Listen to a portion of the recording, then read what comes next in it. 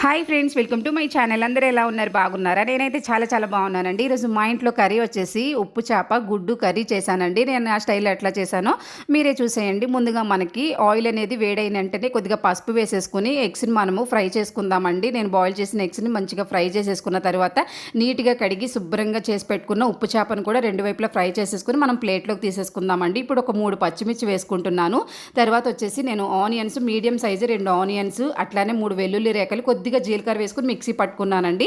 ఈ పేస్ట్ కూడా వేసేసుకుని మంచిగా పచ్చివాసన పోయే వరకు ఫ్రై చేసుకుని తర్వాత ఒక 3 టమోటాలు మీడియం సైజు పేస్ట్ వేసుకుని ఇది కూడా పచ్చివాసన పోయే వరకు బాగా ఫ్రై చేసేసుకున్న తర్వాత కొద్దిగా సాల్ట్ వేసుకుందామండి. ఉప్పు చేప కాబట్టి ఉప్పు చూసుకుని వేసుకోండి.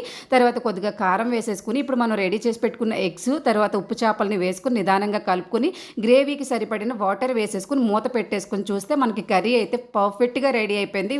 ఫైనల్గా కొత్తిమీర వేసేసుకుంటే కర్రీ రెడీ అయిపోయినట్టు. వీడియో కనుక నచ్చినట్టయితే